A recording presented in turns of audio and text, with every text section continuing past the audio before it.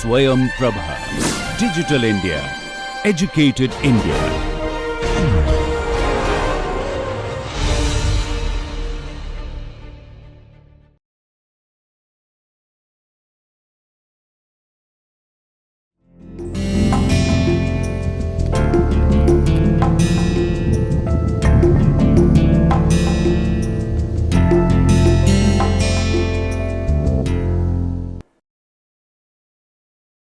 Hello everyone, this is Dr. Shabnam Mehlawat from the Faculty of Law, University of Delhi. This is my lecture number 10, where I am going to talk about the Environmental Protection Act 1986. Let me introduce to you the subject. It is interesting to note that all other laws in India came before the Environmental Protection Act was enacted. We had the forest laws from the British times. Then after independence, the first law to be enacted in relation to environment was the Water Act in 1974. But that was simply a state subject, because if a state accepted it as a part of its legislation, it would be there. And if a state did not, then the act would not apply. So it had a limited application since the society had not developed much. Industrialization had not taken place, it had just started. And the problems were not much and many which were faced in the Indian scenario. Then came the Air Act in 1981, which was again enacted as a state legislation, but later it was converted to be a central legislation. So the Environmental Protection Act only came after the wake of Bhopal disaster, where the country woke up to a disaster and had no legislation to deal with the same. So the urge to grow and develop into an advanced nation, which was initially uncontrolled, is now widely perceived to be threatening, as it results in the depletion of both living and non-living natural resources and life support systems. The air, water, land, living creatures, as well as the environment in general, is becoming polluted at a very alarming rate, and that needs to be controlled and curbed as soon as possible. The Environmental Protection Act 1986 was also enacted in this spirit. From time to time, various legislations were enacted in India for this purpose. However, legislations prior to 1986 have been specific and only related to specific aspects of environmental pollution, like only the water or only the air or only the forests wherever they are being depleted or wherever they are being misused, or they have to be protected as a protected area under the law. The Environmental Protection Act 1986 is an umbrella legislation enacted under Article 253, designed to provide a framework for the coordination of the central and the state authorities established under the Water Act and the Air Act. Notifications under the Act for the protection of ecologically sensitive areas or guidelines are generally issued from time to time. India's original constitution did not contain any provision for the protection of the natural environment. However, the fundamental duties or directive principles of the state policy, added by the 42nd Amendment to the Constitution, prescribed the protection of the environment, including forests, lakes, rivers and wildlife, as a duty of the citizens of a country. This amendment was added new directive principles of the state policy, one of which was Article 48A, which directed the state to protect and improve the environment and to safeguard the forests and wildlife. So therefore, Article 47, 48A and 51AG were the duties of the state, which though were present but are not really enforceable under the law. These developments were the result of United Nations Conference on Human Environment held in Stockholm in 1972. First, the Wildlife Protection Act 1972 was enacted, and then the Water Act of 1974 was passed, followed by the Air Act in 1981. But the Wildlife Protection Act is considered under the concurrent list, so any of the state or the center can legislate. Hence, this development was one of the few good legislations which brought about protection of wildlife in India. Then in 1986, the Environmental Protection Act was passed by the Parliament in the wake of the Bhopal gas tragedy, which occurred on 2nd December 1984. This act purports to extend to the whole of India and contains only 26 sections. In contrast to the other two legislations, which is the Water Act and the Air Act, which have a full-fledged form whereby authorities or agencies are set up to perform certain functions. They are provided the powers to deal and tackle with the environmental problems, and then penalties are imposed on those who are found to be environmental defaulters, and they have to pay the penalty in addition to what the deterioration has been done. Besides those provisions, the law also talks about protection of actions taken in good faith and powers of the central government to frame rules in case new problems come up, whether it's the land, whether it's air, or whether it is water. Why the Environmental Protection Act is called an umbrella act? It is called an umbrella act because of the following reasons. It establishes the basic framework for planning and executing large-scale strategies to protect and improve the overall environment rather than focusing on specific aspects. It provides for coordination between the central government, the state government, and the authorities that are established under various other legislations related to the environment. It fills the lacuna created by several other distinct pieces of legislation, like the Water Act and the Air Act. It connects them and makes them more effective. It's comprehensive legislation that covers the definitions, the powers, and responsibilities of the central government towards the environment and penal provisions as well. So, in other words, Environmental Protection Act, besides the principles of the Stockholm Declaration, also invokes the public trust doctrine, which talks about the duty of the state as a trustee of our national resources, natural as well as natural. These resources need to be protected, they need to be preserved and not given away to any person or an industrialist, even for a fair cash equivalent. It should be used for certain specific uses.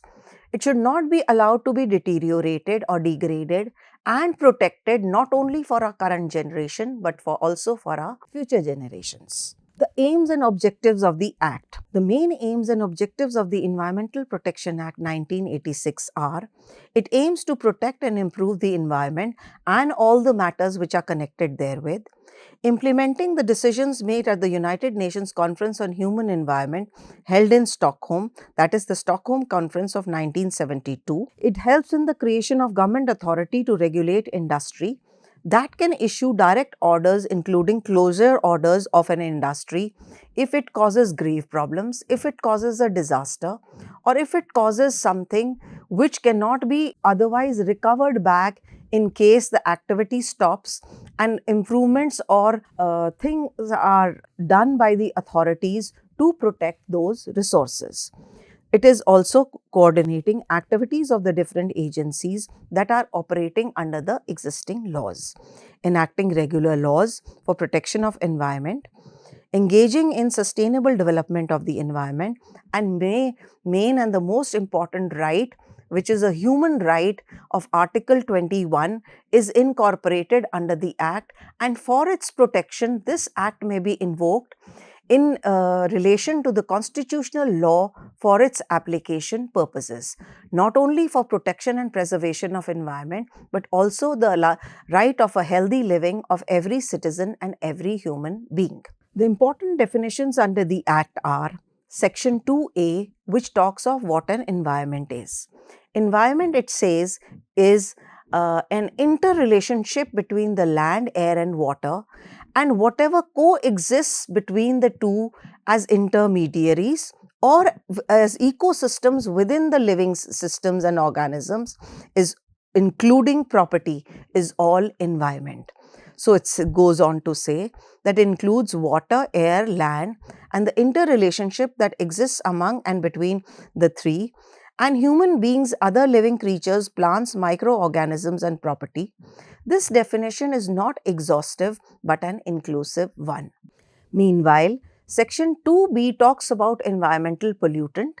The pollutant means any solid, liquid or gaseous substance present in such concentrations or as may be, and it tends to be injurious to the environment. If a pollutant is present in any form which is not natural in nature, but it has been injected either by human activities or an indirect reaction to human activities, it results in the nature of the air or the land or the water changing. There it is stated to be an environmental pollutant. Environmental pollution means presence in the environment of any environmental pollutant. It implies an imbalance in the environment. The materials or substances, when after mixing in the air, water or land, alters their properties in such a manner that the very use of all or any of the air, water and land by man or any other living organism becomes lethal and dangerous for health. So, pollution means when it alters or changes the properties of an ordinary natural living resource, which when being mixed with this substance becomes dangerous, becomes injurious or hazardous, there it is said to be the creation of environmental pollution. Under section 2E, a hazardous substance means a substance or preparation which by reason of its chemical or physico-chemical properties or handling is liable to cause harm to human beings, other living creatures, plants, microorganisms, property or environment. So, these definitions are important while we are studying the Law of Environmental Protection Act, because we need to understand our basics very well. That is, what is environment, what is a pollutant, how it creates pollution, and what is said to be a hazardous substance which is regarded dangerous, injurious, or in a manner which is detrimental both to human life as well as the environment. What are the powers now of the central government to take measures to protect and improve the environment? These are provided under section 3 of the Act, which says that this Act authorizes the central government to protect and improve the quality of environment, control and reduce pollution from all sources, and prohibit or restrict the setting or operation of any industrial facility on environmental grounds. It empowers the central government to establish authorities charged with the mandate of preventing environmental pollution in all its forms and to tackle specific problems that are peculiar to any part of our country or maybe different parts of our country. It has the power to establish or recognize environmental laboratories and institutes to carry out the functions entrusted to such environmental laboratories and institutes under the Act.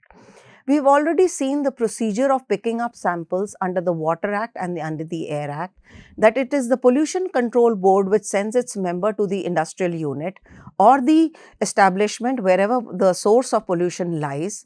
The person of the member of the board shall pick up a sample in the presence of the occupier or his officer, sign it himself, get it signed by the other member, then send it to divide the sample into parts and then send the sample to the official laboratory to be analyzed. After analyzation by the analyst, he shall then prepare a report which is twofold.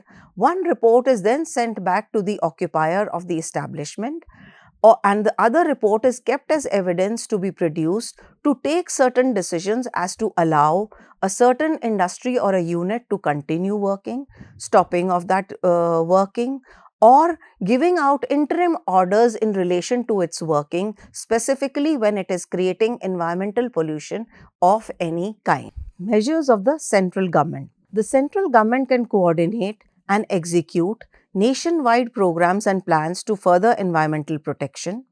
It can carry out and sponsor investigations and research relating to problems of environmental pollution. The central government can mandate environmental quality standards, particularly those concerning emissions or discharges of environmental pollutants. The law authorizes the imposition of restrictions on the location of industries. That is, it can impose a restriction. Industry should be located on a particular land or a particular place only, because establishing industry in other places might be detrimental or harmful because of the topography of the place, because of the people, or because how that activity, if turned adverse, may affect the people and the environment around it. So this is very important for seeking the location of establishment of these industries, where they can operate, but also can be monitored, and the activities be looked into whenever a problem arises. The law gives the government the power of entry for examination, testing of equipment and other purposes, and the power to analyze the samples of air, water, soil or any other substance from any other place. This act explicitly bars the discharge of environmental pollutants over prescribed regulatory standards. The power of entry and inspection, it is provided under Section 10 of the Act. Under this section, any person is authorized by the central government has the right to enter any place at any reasonable time with any of the assistant which the following requires, to perform any functions entrusted by the government, to determine whether and how such functions are to be performed, or whether the provisions of this Act, rules made under any notice, order, direction or authorization granted have been complied with, to examine and test any equipment, industrial plant, record, register, document or any other material object. It can also conduct a research in any building where there is reason to believe that an offence under the Act has been committed, to seize any such equipment, industrial plant, record, register, document or other material objects if there is reason to believe that it will serve as evidence for the offence committed or that seizure is necessary to mitigate the pollution. Section 6 lays down the rules to regulate environmental pollution. The central government has been authorized to frame rules on matters mentioned in Section 3 of the Act. These matters include standards of quality of air, water or soil, maximum allowable limits of environmental pollutants including noise, procedures and safeguards for handling of hazardous substances, prohibition and restrictions on the handling of hazardous substances, prohibition and restrictions on the location of industries, operations and processes, and the procedures and safeguards for the prevention of accidents likely to cause pollution and provide for remedial measures for such accidents. Now, this is very important. That is, remedial measures to be provided when an industrial accident or a incident takes place which results in disaster like the Bhopal disaster. The rules framed by the central government. The environmental protection rules lay down procedures for setting standards of emission or discharge of environmental pollutants. The objectives like of the Hazardous Waste Management and Handling Rules 1989 is to control the generation, collection, treatment, import, storage and handling of hazardous waste. The manufacture, storage and import of hazardous rules define the terms used in this context and set up an authority to inspect once a year the industrial activity connected with hazardous chemicals and isolated storage facilities. The manufacture, use, import, export and storage of these hazardous or microorganism genetically engineered organisms or cell rules 1989 was introduced to protect the environment, nature and health in connection with the application of gene technology and microorganisms. Now, coming down after the enactment of the Act, setting up of the agencies like the Central Pollution Control Board, defining the members, defining the powers and functions to perform when the industries are running naturally or when a calamity takes place, when environmental pollution is faced to a large extent or it has been lowered, has all been framed under the law, whereby it gives powers to the central government to take note of and to decide where the Central Pollution Control Board is incapable of taking a decision.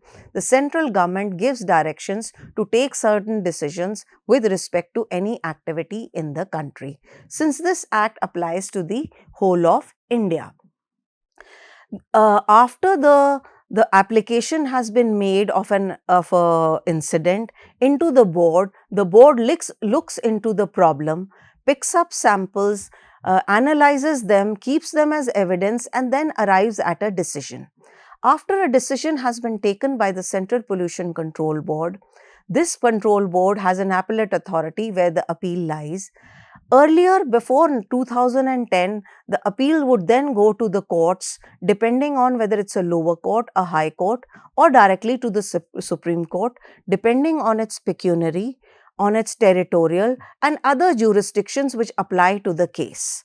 But after the framing of the NGT in the year 2010, the decisions which are taken by the Central Pollution Control Board will now, the appeal lies directly to the NGT, or a case may be directly filed in the NGT for the enforcement of a fundamental right wherever they might be violated in relation to right to a healthy living of a person, living being, or environment wherever it might be degraded. So, Environmental Protection Act, after enactment and after framing rules, laws and policies, the decisions then go to the courts to be decided, and find the final judgment coming goes to display on a certain activity what action needs to be taken, what preventive measures are to be taken, what principles are to be kept in mind while conducting certain activities, whether a license to a particular industry can be granted or not, whether that industry, when granted, is monitored from time to time, and if it is an hazardous industry, it requires more precautions, firstly to be set up, and secondly to be operating and working in the system whereby it does not cause leakage or environmental damage. So, the powers of the court are in abundance. Specifically now, after the framing of NGT, it has gone to a specialized tribunal whereby it takes decisions with respect to certain activities. But prior to 2010, I have analyzed a few cases which are covered under the Environmental Protection Act, and certain orders which have been passed by the courts and or the judgments, they have been enforced, and it has provided a jurisprudence for environmental laws to be framed and to be monitored again by academics and researchers. So, this power of the court, the Act does not curtail the power of the court, and it also goes on to say that actions which have been taken in good faith will be protected. The Supreme Court has issued directions and passed orders from time to time in various matters to control pollution. Such important matters, some of them are directions issued to control vehicular pollution in the case of MC Mehta versus Union of India. To control the chaotic traffic conditions and vehicular pollution, the court gave out directions that all commercial and transport vehicles which are more than 20 years old should be phased out and not permitted to ply in Delhi after October 1998. All such commercial and transport vehicles having 32cc engine capacity, which are 17 to 19 years old, shall not be permitted to ply in the NCT or the Delhi after 1998. The commercial and transport vehicles having 4962cc engine capacity, which are 15 and 16 years old, shall also not be permitted to ply after December 31st, 1998.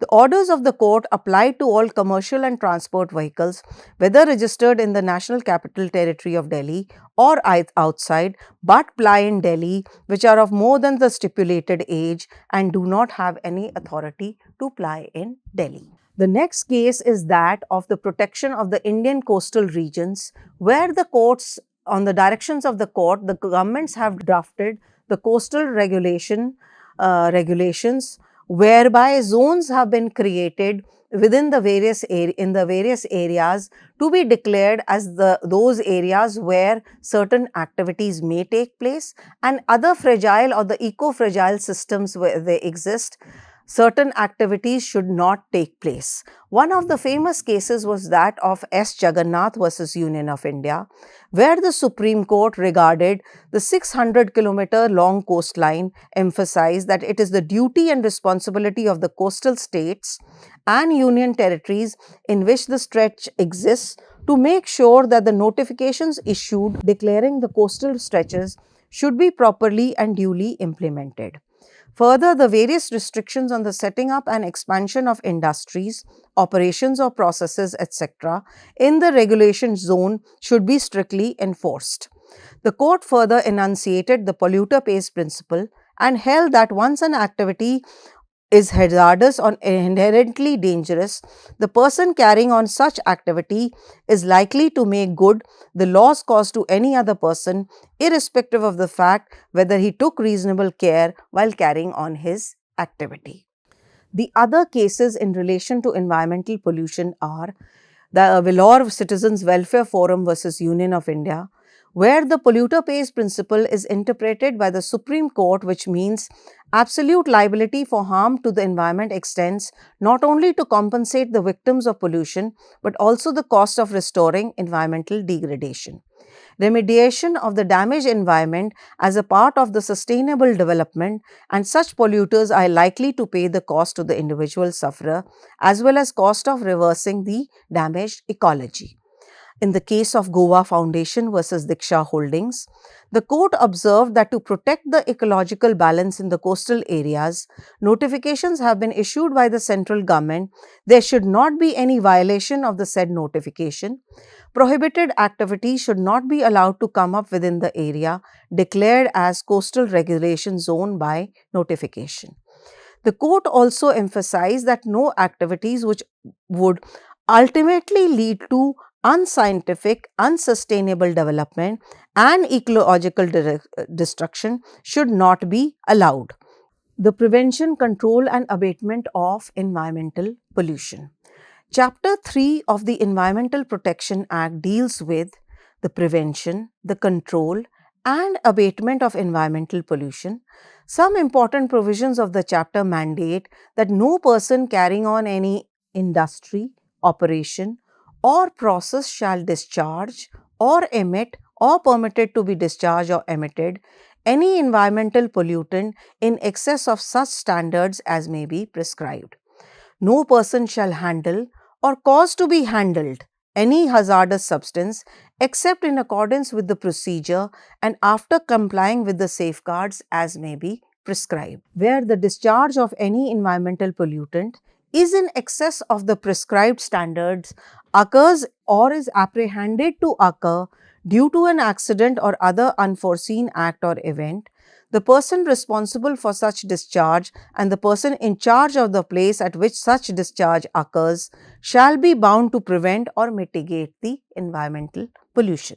The duty also lies to intimate the fact of such occurrence or apprehension of such occurrence and be bound if called upon to render all assistance. On receipt of such information, the authorities or agencies shall cause such remedial measures to be taken as are necessary to prevent or mitigate environmental pollution. The expenses incurred by any authority or agency may be recovered from the person concerned as areas of land revenue or of public demand. So, wherever a detrimental activity takes place, the person has to pay compensation not only for the damage which he has caused, but also for mitigating further damage, for trying to recover the lost resources as far as they are possible with the compensation paid by the defaulter back to its original form in case it is possible in cases.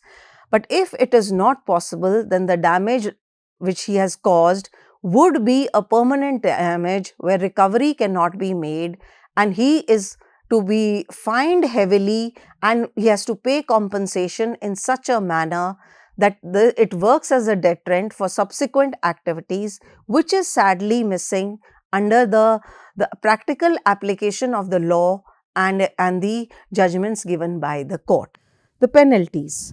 Section 15 of the Act provides for penalties for contravention of provisions of the Act as well as the rules, orders and directions. Whoever fails to comply or contravenes the provisions, rules, orders or directions of this Act shall be punished with an imprisonment for a term which may extend to 5 years or a fine which may extend to 1 lakh rupees or with both.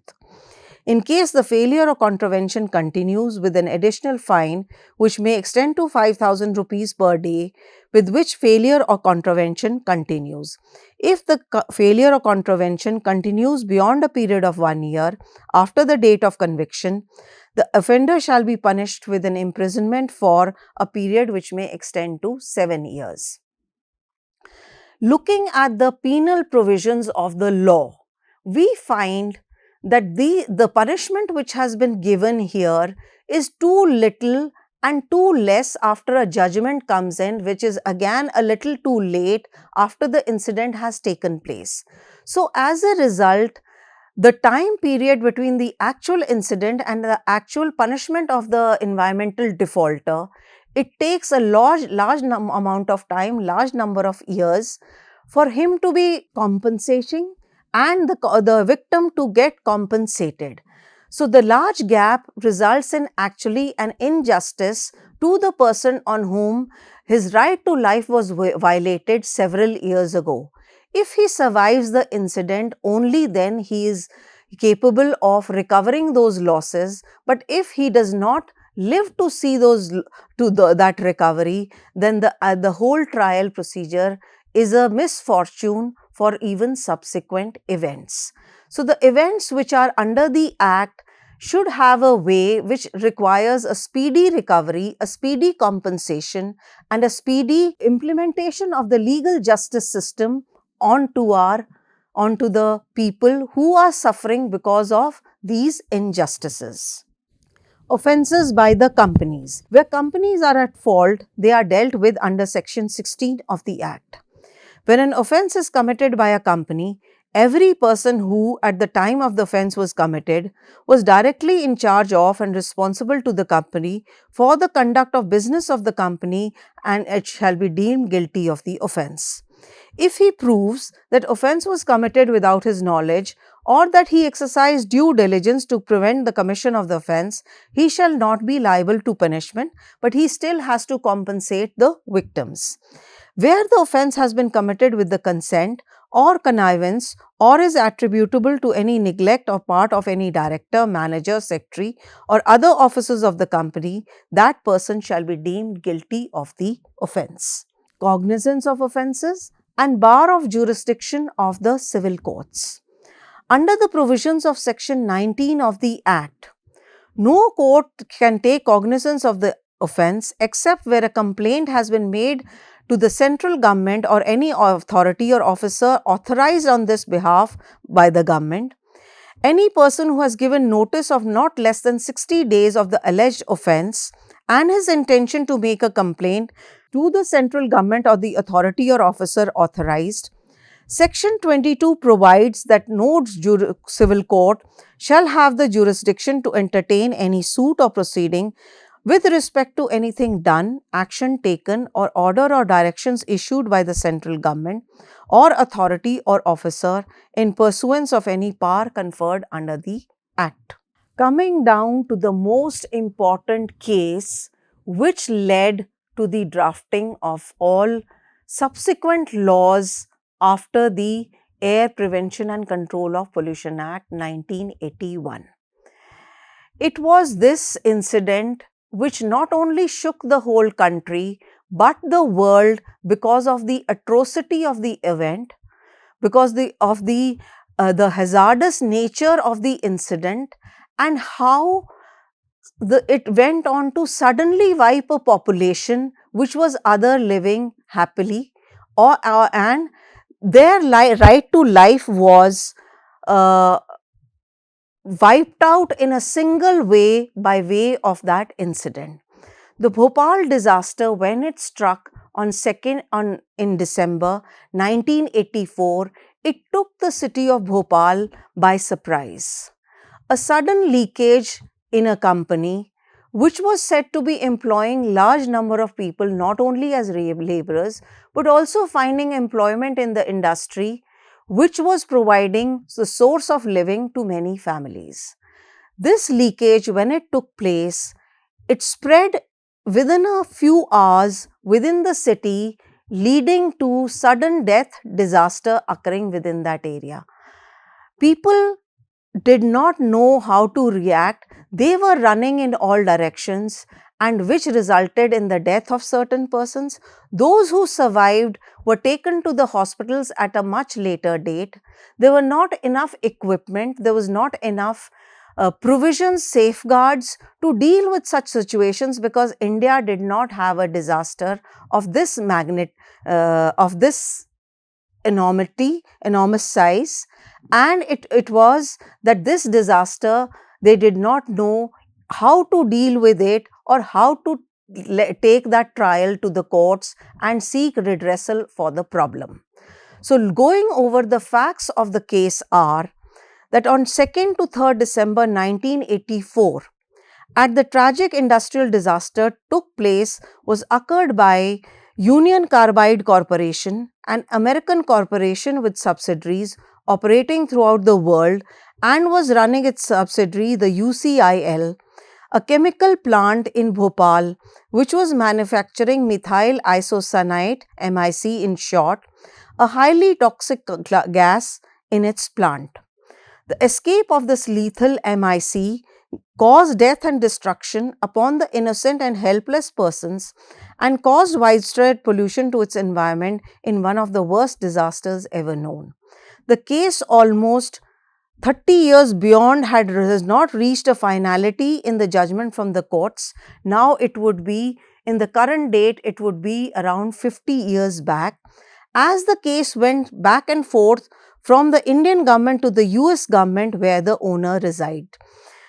On 29th March 1985, the government enacted legislation and the Bhopal Gas Disaster Processing of Claims Act 1985, providing the Government of India having exclusive right to represent Indian plaintiffs in connection with the tragedy. It was when the case first being tried in the Indian courts, reaching the Supreme Court, then being sent to the courts in US, and finally the Supreme Court of the US with its judge John F. Keenan dismissed the Indian case on the ground of forum non-convenience. That is, the place where the incident has taken place, it is that place and the courts which have the right to try a case. So the case was then again sent back to the Indian courts for trial purposes. When the tragedy has befallen, it took years for the case to travel from one court to another and then from our country to the US and then back. So the victims had already faced injustice despite the fact that the trial had still not taken place. So the United States Supreme Court declined to grant relief when filed an appeal whereas an offer of US 350 million was made for the settlement of the claims. The Plaintiff Union of India filed as parent perai a suit in the District Courts of Bhopal on 5th September 1986. The meaning of parent perai would be that it has its subsidiary company here and the parent company was the UCC, which was located elsewhere with its headquarters in the US. The Plaintiff Union of India filed as parent perai for US 3.3 billion as damages.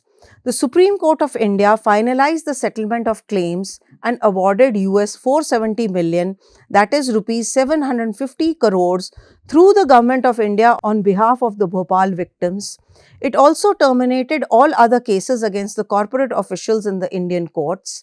In 1991, on a further review, it upheld the settlement and quashed all proceedings against the corporate officials. On October 2006, the Supreme Court ordered the central bank to pay all compensation of the said 3.3 billion amongst the victims of the disaster. But on a personal note, the victims of the disaster had already perished when the incident had taken place.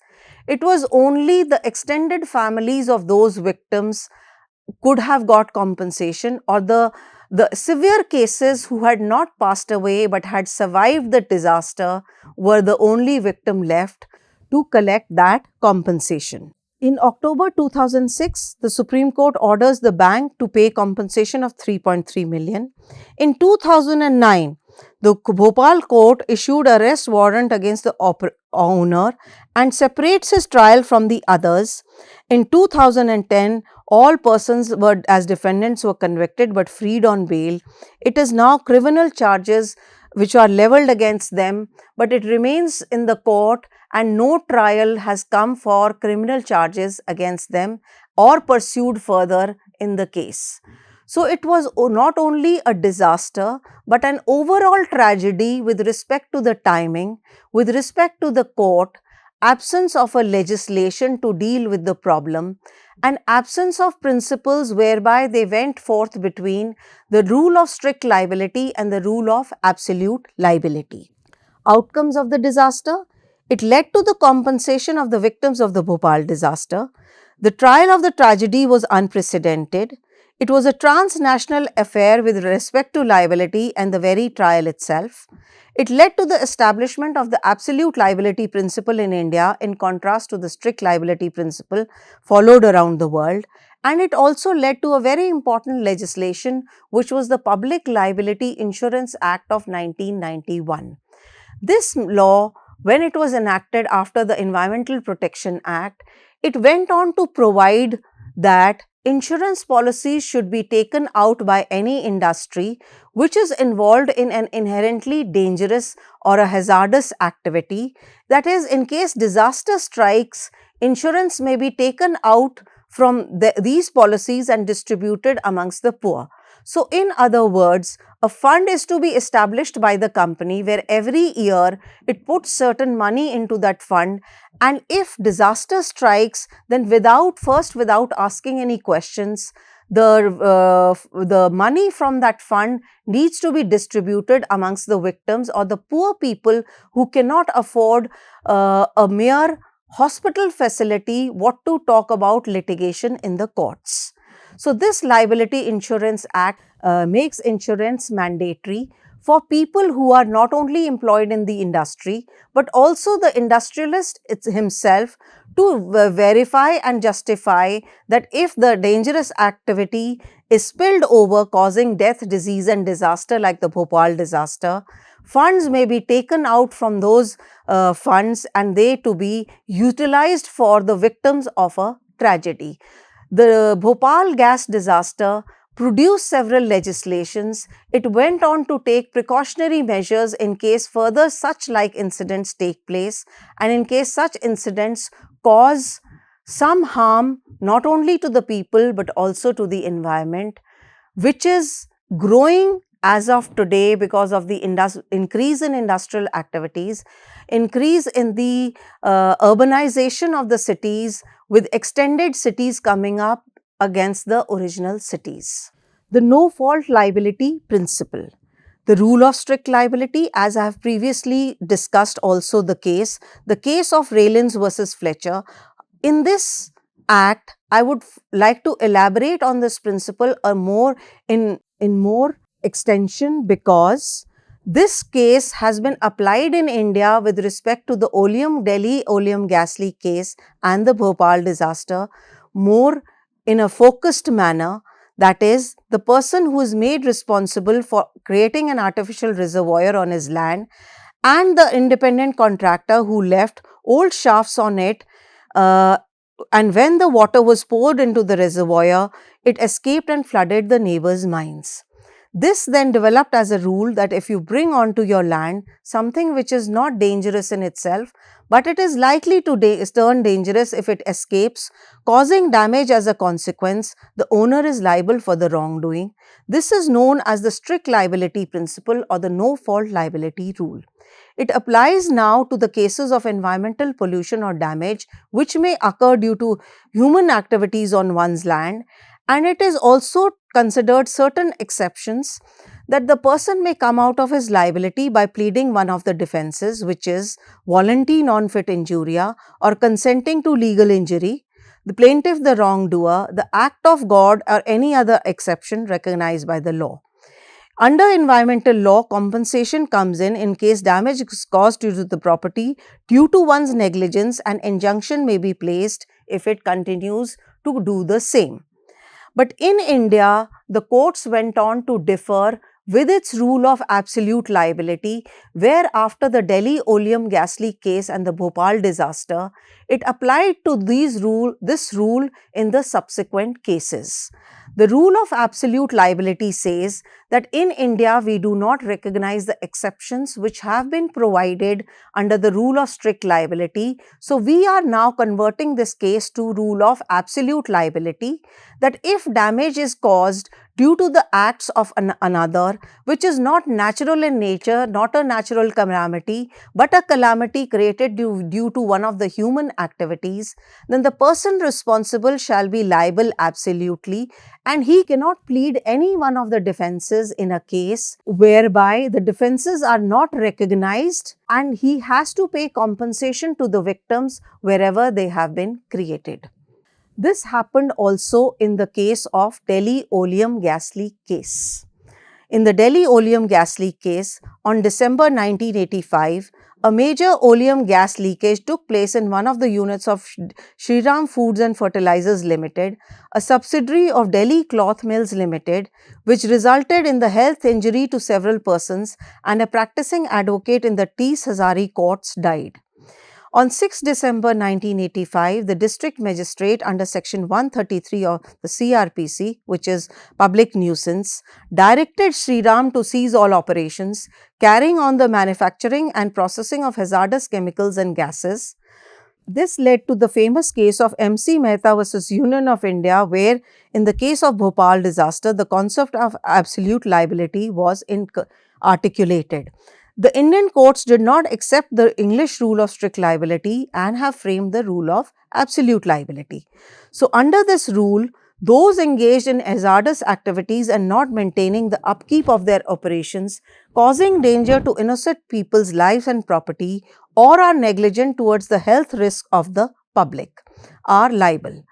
As I stated, the Public Liability Insurance Act 1991, it was enacted to provide immediate relief to the victims of industrial accidents, as the only remedy for them would be to go through a prolonged litigation in a court of law. In any claim for relief of the claimant was not required to establish death, injury or damage for which the claim has been made. The workmen and the employees would get compensated under various laws, with the victims having no remedy. So, it is now the duty of the owner dealing with hazardous substances to take out insurance policies where the liability of the insurance company would be limited. The process would undergo proper procedure of verification and publication before relief is claimed. It has also led to the establishment of Environmental Relief Fund for drawing money for relief to be provided, and the central government may also make rules for carrying out the purpose of this act. The concern over the state of environment has grown and the world over since the 1960s. Decline in the quality of environment is evidenced by the pollution and the losses in the biodiversity, changes in the atmosphere and threat and loss to the life systems due to environmental pollution and accidents which have taken place from time to time. The Environmental Protection Act is a comprehensive legislation to provide for protection of environment in India. It was enacted under section 253 of the Constitution, which is in consonance with the world's resolve to protect and enhance environmental quality, and in decisions taken under the United Nations Conference on Human Environment held in Stockholm in 1972. The objectives of the Act were to implement the decisions which were made in the Stockholm Declaration, to cover the uncovered gaps in the areas of major environmental hazards where the existing laws do not cover or there is an absence of law to cover those hazards, to coordinate the activities of various agencies for the existing laws to be protected for the purposes of environment, and to provide a deterrent punishment for those who endanger human, environment, safety and health. This act extends to the whole of India and has 26 sections, whereby it defines certain definitions of environment and pollution which might be created, and these concepts to be used in the law, in the application and implementation in various cases is important, so as to know what is our environment and how it is being polluted in a detrimental manner. This it gives the powers to central government to take measures to protect and improve the environment, where the government helps in protecting and improving the quality of environment and preventing, controlling and abating environmental pollution wherever it might be created. And under the various conventions and provisions of the international law, it is in consonance with the international law by providing rules under the Vienna Convention, rules under the Basel Convention, rules under the Climate Change Convention, and rules under the Convention on Biological Diversity. Wherever alterations, changes, or improvements are being done in any of the major areas of environment, the law seeks to find a remedy under the Indian scenario and the Indian cases. We have gone over large number of cases where we have found courts with respect to environment. They have practiced mainly the principles given out by the Stockholm Declaration of 1972. They have seen that if emissions are given out into the air, or if chlorofluorocarbons or any of the CFCs which are responsible for depletion of the ozone layer are being dealt with in an adverse manner, those need to be curbed and stopped, and a check needs to be maintained on such activities, or on the activities which may be industrial operations or personal activities within the arena. So, they are controlled and governed by the rules and laws given out by the laws under our main ones. So, we have under the union list, we have the Air Act 1981, and we have the Environmental Protection Act 1986. Under the state laws, we have the Water Act 1974, and then the miscellaneous laws are given under the concurrent list, which provides a place for protection of forests, protection of wildlife, protection of biodiversity, wherever changes are being made in that diversity because of human actions. And we have a law even protecting the rights of the indigenous people. The other areas which have come up in the later century goes to show that mining in all forms needs to be regulated, where in India we had a law in the 50s and the 60s, and it was only in the 20th century and the later 20th century, in the current dates, that we have an amendment to the old law, and new law is being framed or modified to deal with the coming problems in relation to environment. Environment forms a very important part of our law, of our lives, the right to life of living human beings, the environment, both physical and natural environment, wherever it is degraded or destroyed or exploited in a manner that the resources may never be recovered back. When we look at the images which relates to mining in various areas, we find that the miners leave the places in a deteriorated state, and where recovery by nature takes its slow process of recovery. So, the places are left in a very degraded and exploited manner, where it might again take centuries and years to recover or to bring those places back into its original form. It was only the Bhopal disaster and disasters like the Delhi oleum gas leak which went on to wake up the mindsets of the Indian people, the governments and the courts to take action in such cases whenever.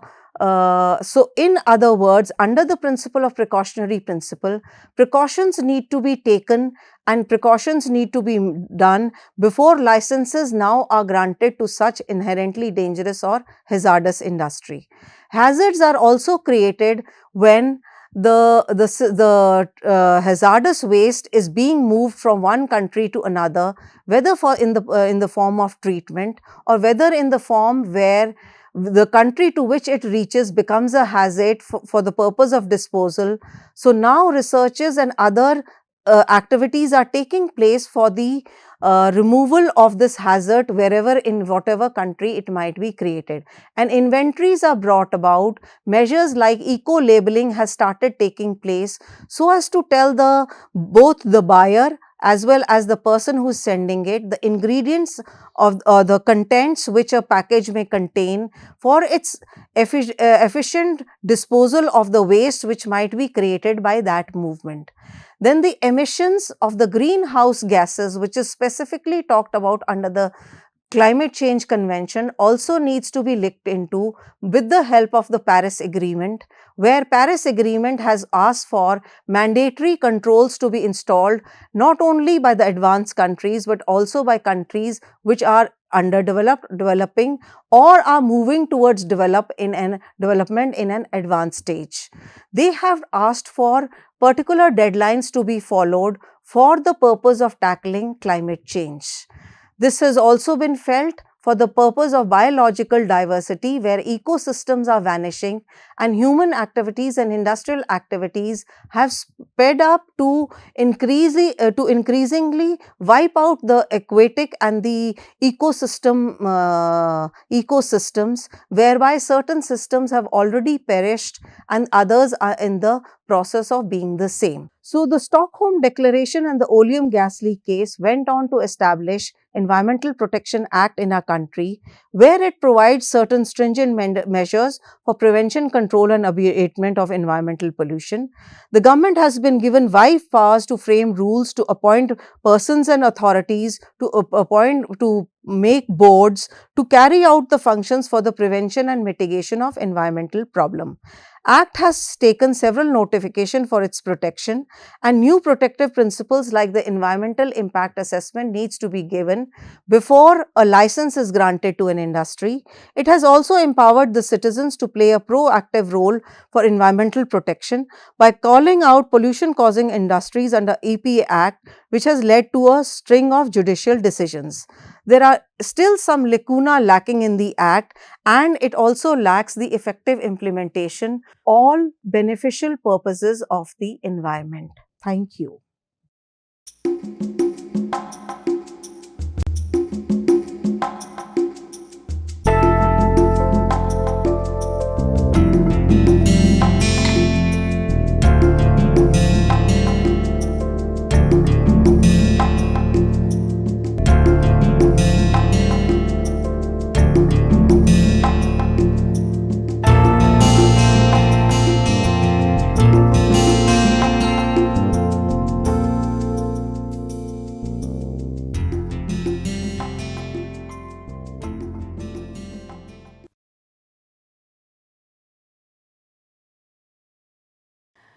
Hi, my name is Gillette Sam, and I teach sociology at IIT Kanpur.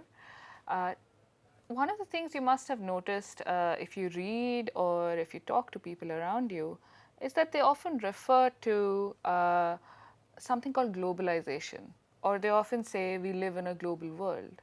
What does this mean? Today, I'll tell you about how to think about globalization or interpret the word global in a sociological manner. When sociologists refer to globalization, they refer to three things. The first is that that it involves transplanetary processes, which means that something is going on across multiple borders, right? The second is that it involves heightened liquidity and interconnected flows. Now, by liquidity, and this is a term that was coined by the sociologist Zygmunt Bauman, we refer to the increasing interconnectedness of things across the globe, but we also refer to increasing instability across the world, which means that potentially something that is occurring many kilometers away from you actually influences the place that you live in. So, if there is a natural disaster happening in one part of the world, maybe that causes people to migrate from that area and they come and settle where you stay. So, that is what we mean by liquidity. And of course, when we are talking about liquidity, we are talking about things that are really moving from one place to the other. Now, the third aspect, and this is something that you may not conventionally come across in the way people use globalization, is that of structures. So, let's take an example. Supposing I, as an Indian citizen, wish to visit a foreign country. Let's say I want to go to South Africa. Can I just pick up my bags and hop on the next plane and go to South Africa. Any logical person is going to say, no, wait, you need to have documents such as your passport or visa. Now, this passport or this visa is a representation of the larger structure that governs how people move across borders. So, we have things like border control, national security agencies that consider what kind of people are going to move from one place to the other. Correct? So, when we think about globalization, an average person typically tends to think about things moving or people moving from place to place. As sociologists, we also consider that there are structures that facilitate or direct this movement across multiple borders.